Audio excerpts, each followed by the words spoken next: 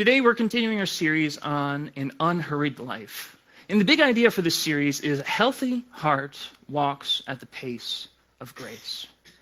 And it's incredibly hard in our culture, maybe not even just in the American culture, but as a human race to move so fast, to do so much, to maximize the day. And if it's not something physical, it's something mental, where we're moving so quick that we miss out on so much.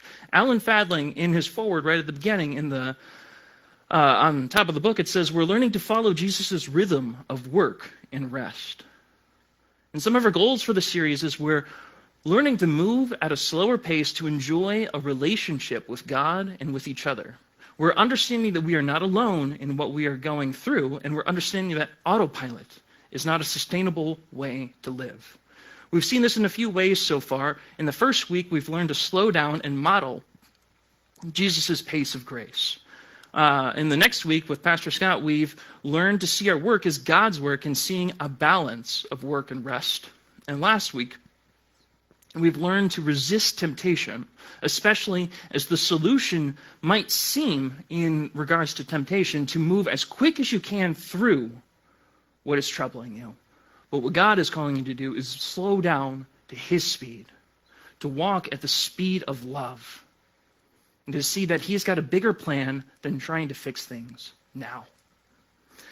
Today, we've looked at chapter 5 and 6, which is unhurried to care and unhurried to pray. And the big idea for today is that a healthy heart is modeled by love and communication. We're exploring the rhythms of Jesus in outward and inward practices. Outwardly, we are learning to care for those around us, and that fulfills loving your neighbor as yourself.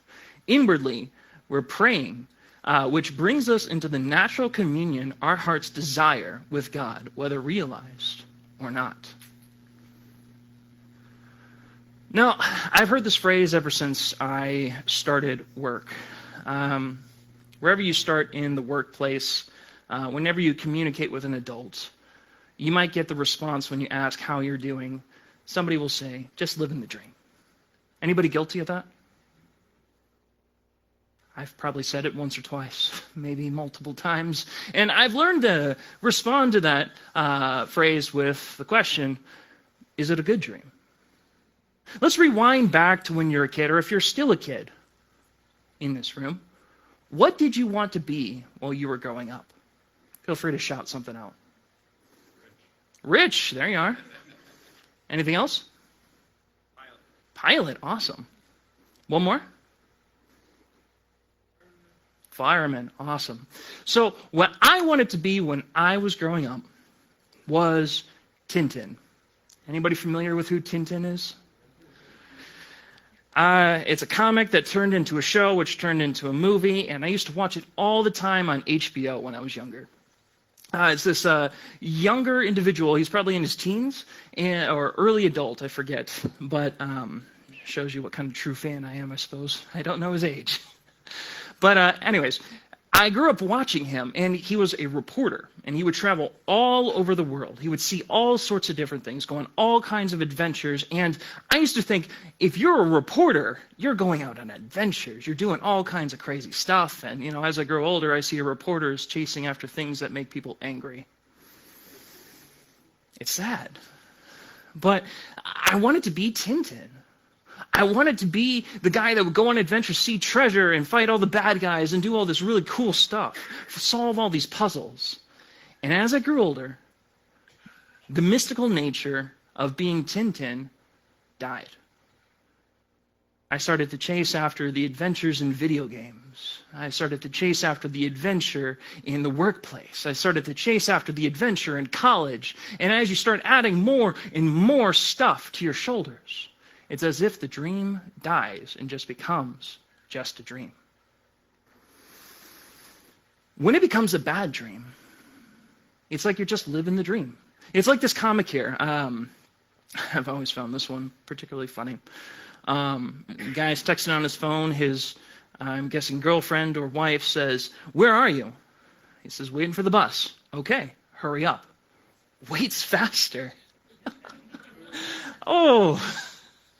But I feel like that's the state of our hearts a lot of the time. We're just waiting faster to get to the next point. One of you said that you wanted to be rich while you're growing up. Are you waiting faster to get to that point? Are you waiting faster to realize that dream, or waiting faster to hit that next milestone? When you're just living the dream, a lot of the time you're just stuck in emergency mode. We lose our dreams and our imagination. We are in this state of chronic waiting mode as we are constantly dreaming. Many say this phrase in jest, but I can't help but wonder if somebody will wake up and learn to pursue that dream. If we remain in this fixed state of waiting or emergency mode, we lose sight of people and even ourselves. Our busyness day to day, or our busyness inside of our minds, will continue to accelerate until we lose sight of where we are or even who we are anymore. Carey Nieuwhof is a man I've been following for some classes on leadership recently, and he had some insight on what it means to have a highly productive day. And just to give you a little bit of background, what he's saying is that there's a green zone, a yellow zone, and a red zone.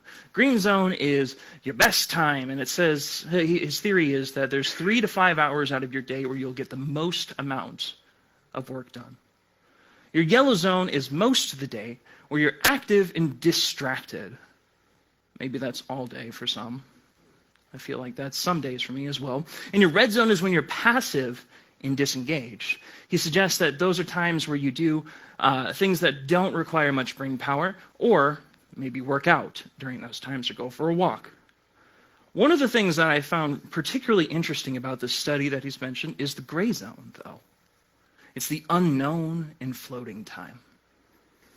And he says that because of our lifestyle today, because of the way that we bring work with us from home, we're never really done working, and we're never really done resting, especially when we're back at work. We're never really done anywhere. And we're stuck in this sort of ethereal state where we're figuring out, what do we do? How do you get out of that dreamlike state? How do you get out of that zombie-like state? I even think of this past week. I have had a lot build up in my life, a lot of new changes come, trying to balance helping my wife as she's almost 30 weeks along pregnant, trying to help my daughter, who is 2 years old, all over the place, trying to balance ministry, trying to balance a new house. And I'm sure the list is even more, but to spare you time, the list gets big. And all of our lists get big. And if I allowed the lists to rule over me, I would have missed this week. My daughter has been really interested in dancing this week. And she would come up to me, and I'd be listening to some music while I was working, and she'd reach up her hands to me like this, and she'd say, "Dance." Now, I could have just said, "No, I'm working. This is my green zone. Get out of here. This is my yellow zone." No. But this is life zone. And this is where I want to be, present, interrupting myself so that I can care for my daughter, or care for my wife, or care for the people around me so that I can love people well. You see, when you learn to care, you are learning to love well. To give you a little bit more insight with this, Alan Fadling quotes Paul Jensen in What Happens to Our Hearts When We Allow the List to Rule Us. He calls it time pathology. So he's saying time pressure is this sense that there's never enough time for an individual task. Time urgency, it rises when time pressure becomes a more frequent experience, prompting us to feel the need to hurry or accelerate the rate at which we do things. Hurry sickness occurs when time urgency has become severe and chronic, hanging one's personality and lifestyle, or basically saying this is your personality and lifestyle, where you're just zipping through life and you miss everything. Paul Jensen says that time pressures can erode the quality of relationships and create fragmentation and isolation. Alan Fadling follows it up by saying, Hurry creates a false crisis in which I cannot care for the one in front of me. And he says, is my neighbor an obstacle or an opportunity? If my neighbor is an opportunity, then I would benefit from the art of lingering. So that begs the question, who's my neighbor? Jesus settles this in the great story of the Good Samaritan. And this came about when a religious expert, somebody who was very well versed in the law, came up and said to Jesus, which is the greatest commandment? And Jesus said, it's twofold. Love the Lord your God with all your heart, soul, mind, and strength. And love your neighbor as yourself. And this religious law expert slowed down and said, well, hey, who's my neighbor? He wanted to justify himself. And Jesus, being the smart guy that he is, said this. A man was going down from Jerusalem to Jericho and fell into the hands of robbers who stripped him, beat him up, and went off, leaving him half dead. Ouch. Now, by chance, a priest was going down that road, but when he saw the injured man, he passed by on the other side. And I would like to imagine like he saw the man, held his nose, and said, you probably deserve it.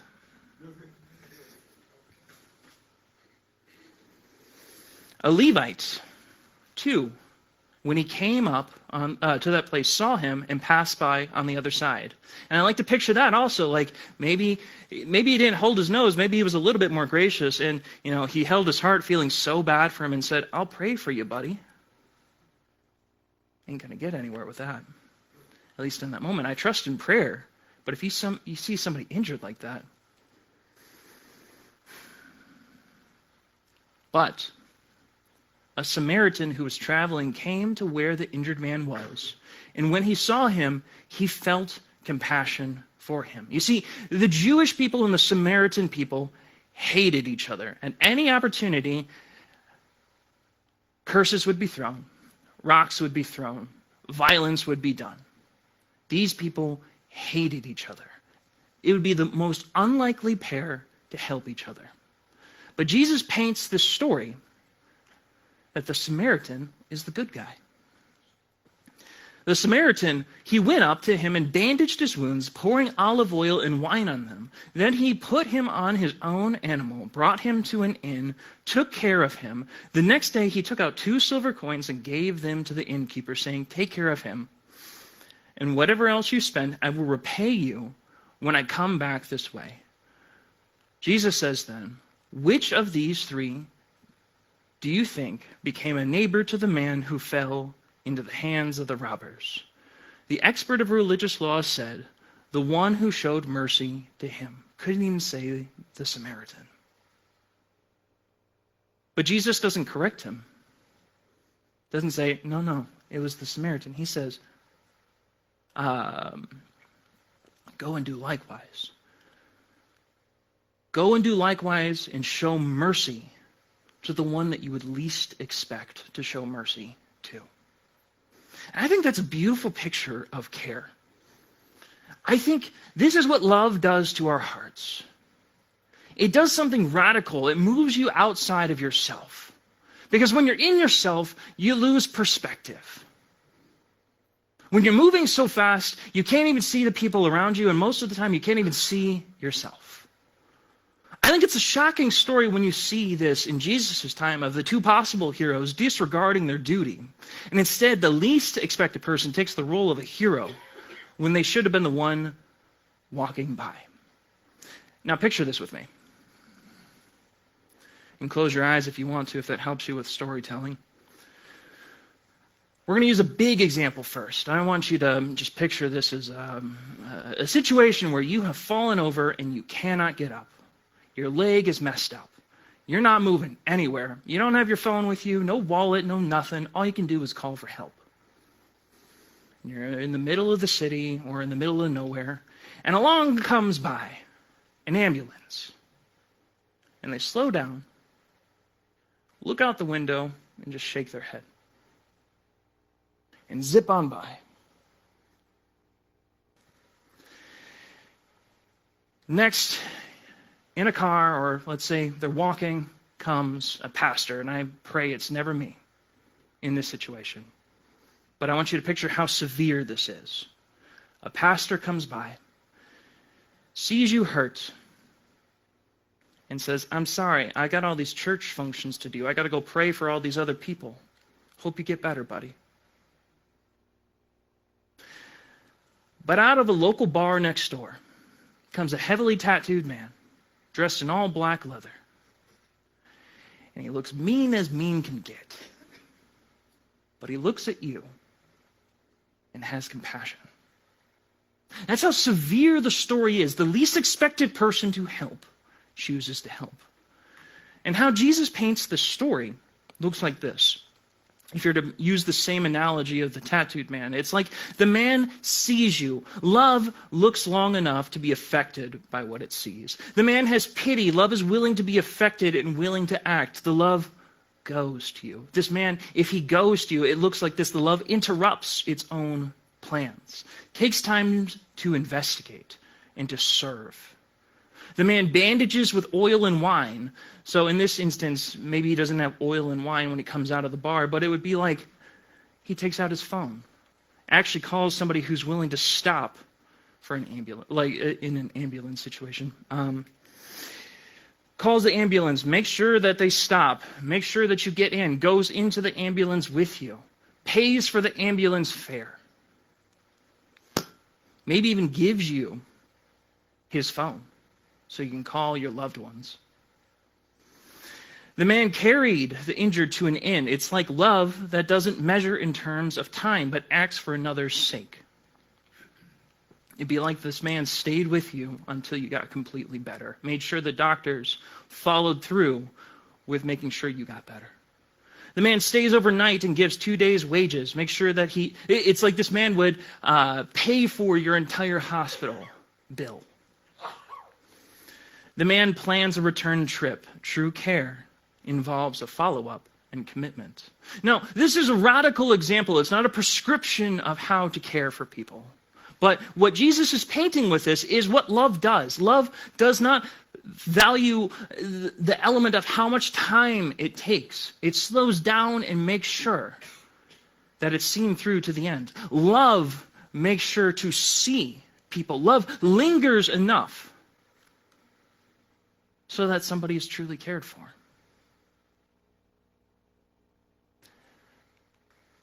Our standards versus the standard of love means that efficiency must be redefined.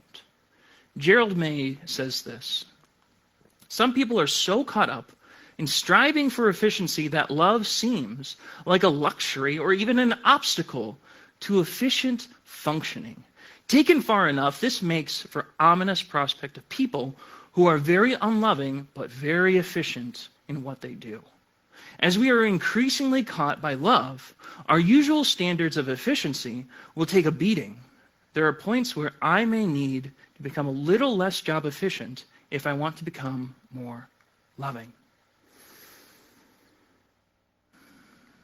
1 Corinthians 13, 1-7 says this: if I speak in the tongues of men and angels, but have not love, I am a noisy gong or a clanging cymbal.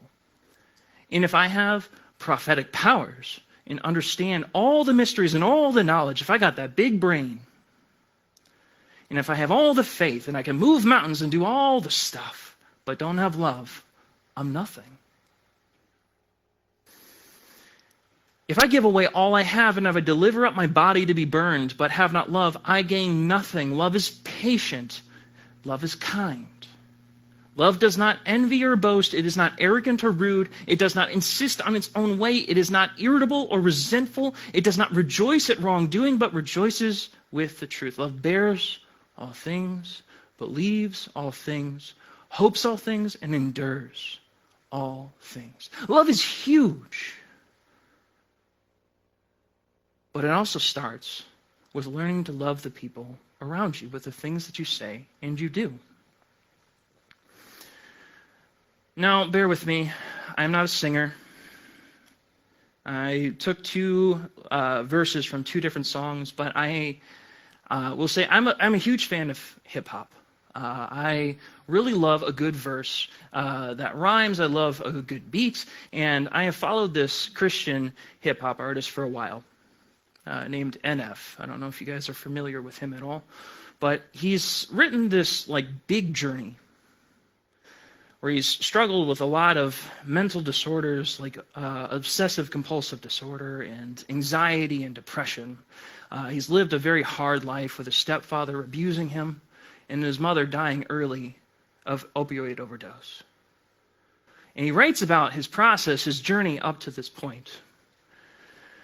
And I want to say it was 6 or 7 years ago, he wrote the song called House. And he says this in this first lyric. Yo, my mind is a house with walls covered in pain. See, my problem is I don't fix things. I just try to repaint, cover them up like it never happened. I wish I could change. Are you confused? Come upstairs and I'll show you what I mean. The room's full of regrets. It's just getting fuller. It seems the moment I walk in is the same moment I want to leave. I get sick to my stomach every time I look at these things, but it's hard to look past when this is the room where I sleep. In this song, I see that he's caught up in himself. He can't see past all the hurt and all the pain. But this year, he came out with another song called Hope. And what I see here is he's moving from himself to the ones that he loves around him. He says, growing pain's a necessary evil, difficult to go through, yes, but beneficial. Some would say having a mental breakdown is a negative thing, which on one hand I agree with, and on the other hand, it is the push I needed to get help and to start the healing process. See, if I had never hit rock bottom, would I be the person I am today? I don't think so. I'm a prime example of what happens when you choose not to accept defeat and face your demons. It took me 30 years to realize that if you want to get the opportunity to be the greatest version of yourself, sometimes you have to be someone you're not to hear the voice of reason. And just to clarify that last lyric, I think what he's saying there is sometimes you have to grow past who you think you are to become a better person.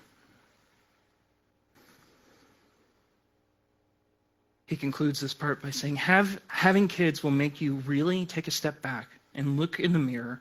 At least for me, that's what it did. I wake up every day and pick up my son, hold him in my arms, and let him know he's loved.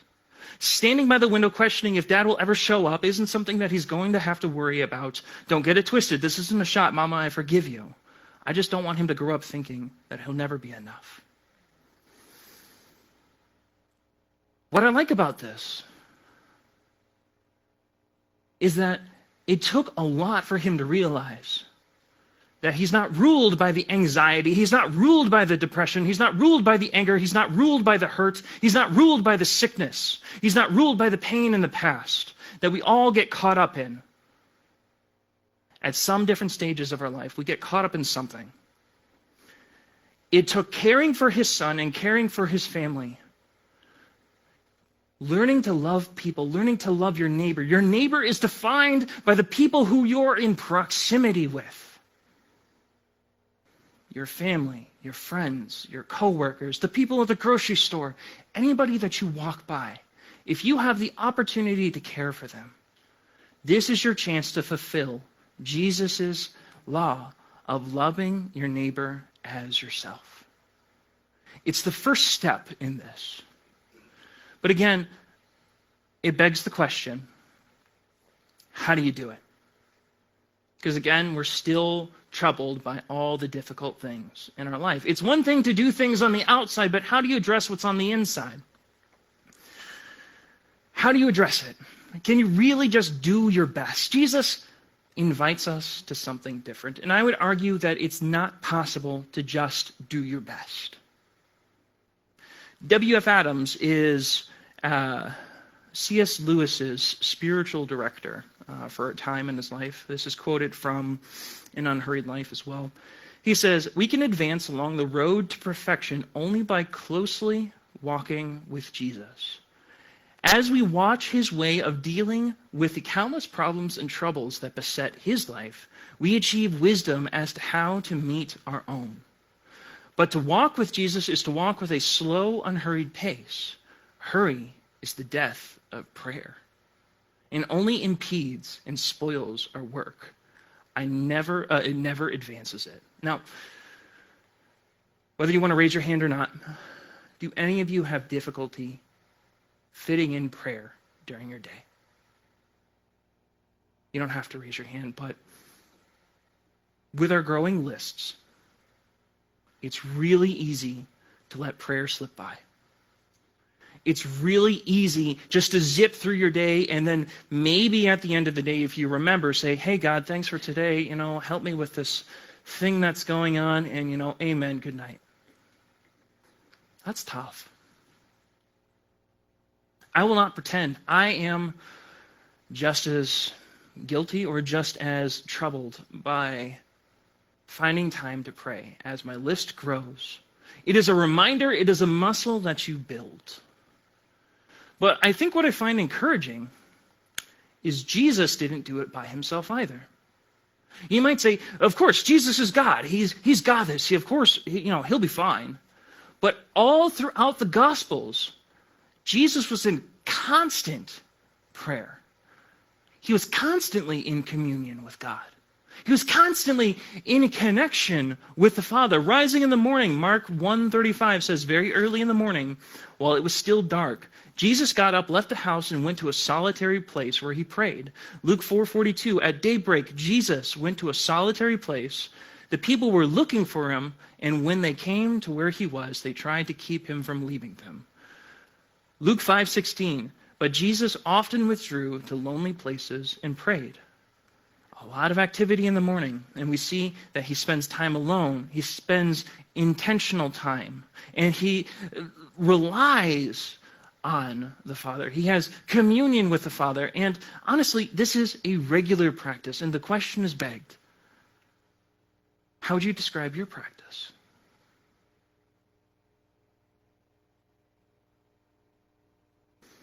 In the evening, Mark 6:46 through 47 says this, after leaving them, he went up to a mountainside to pray. Later that night, the boat was in the middle of the lake, and he was alone.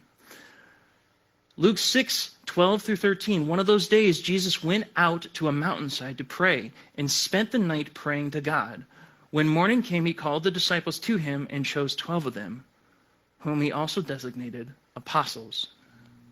We see again two things. Soul rest versus mindlessness. Here's another quick question. What keeps you up at night? TV? Books? Your phone? Any of you guilty of scrolling until you fall asleep? I am. What kept Jesus up at night was trying to find soul rest for himself.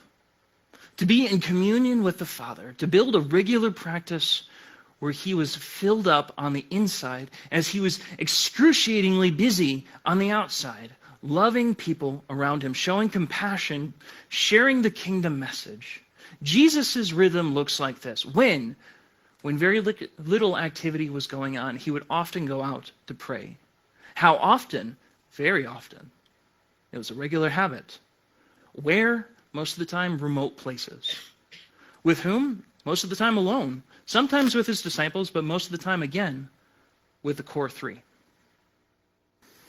which would be Peter, James, and John, I believe.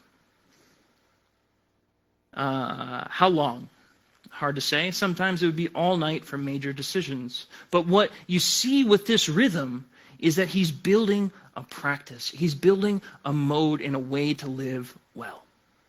So the question when I say, where would you be described in this practice? Never, rarely, occasionally, or regularly. It's not meant to shame you.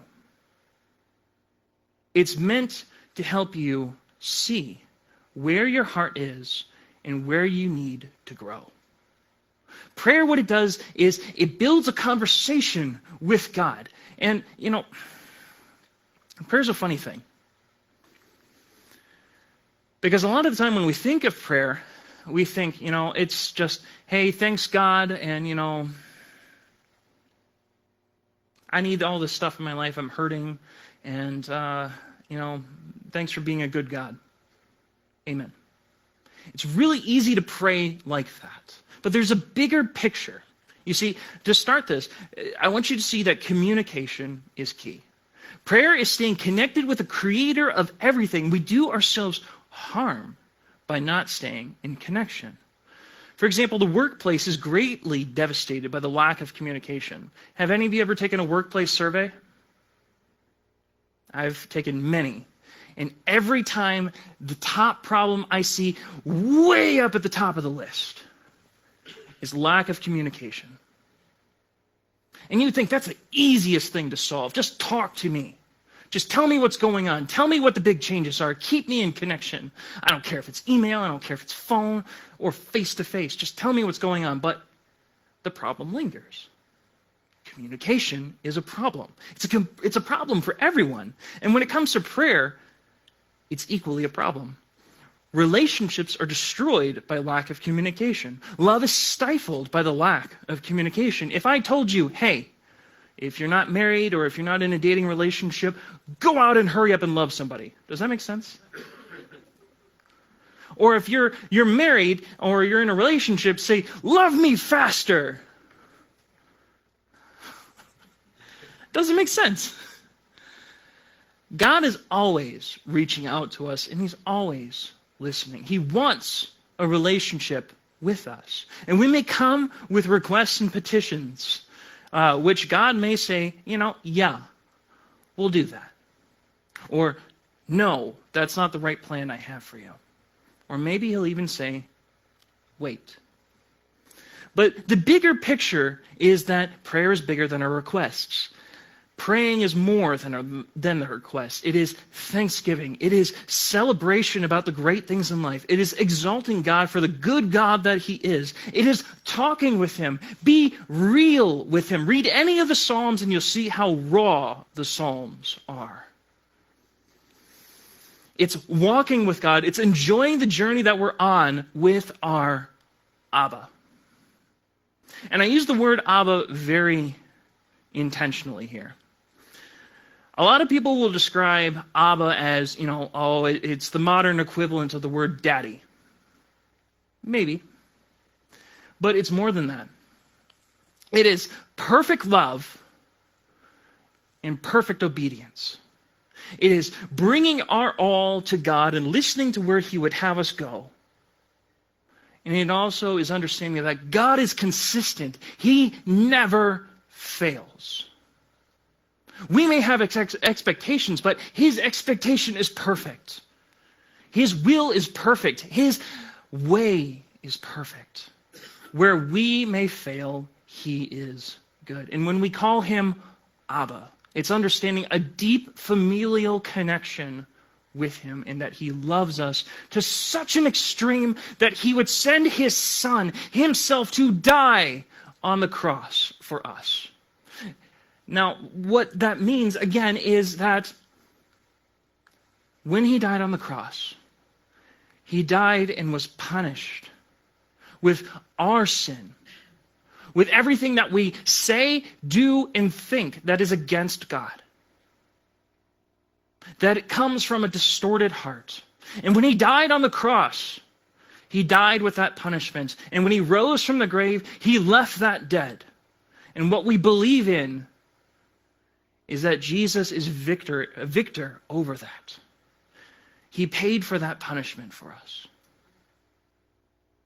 And he invites us into that relationship of calling God Abba. God, my perfect Father, who does not fail, who is perfect and has the perfect plan for me. So when we pray this prayer, in Luke 11:2-4, it says this. Feel free to read on with me if you would like. And he said to them, when you pray, say, Father, or Abba, hallowed be your name. Your kingdom come. Give us each day our daily bread. And forgive us our sins, as we forgive everyone who is indebted to us. And lead us not into temptation. Soak that in just for a second. It's beautiful.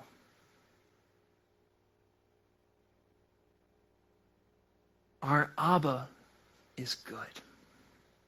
Our God is good.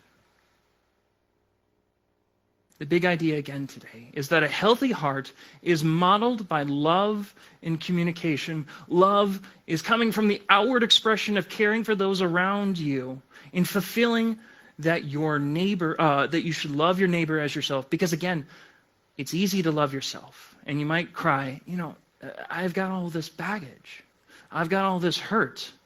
How can I love myself? At the end of the day, you're still trying to find ways to take care of yourself. Your goal is to find ways to take care of others as you take care of yourself. Likewise, the inward, we are praying, which brings us into the natural communion our hearts desire with God. It is what fulfills us. Staying in communication with God is what brings us goodness in life. At this time, Ignite can also come up. I have a challenge for you this week. Take some time to pray alone for at least 5 minutes. If you can, try doing it at least once a day, whether you're in the car, you wake up early in the morning, or right before you go to bed. Create some intentional space to be alone. Set a timer if you need to, and it doesn't have to be exactly 5 minutes. But just be with God. Next, pray that God will show you a person that you can love this week and to have the will to linger long enough to care for them. You may not know who that person is yet, but talk to God. Have him show you where your heart can grow for those around you. So,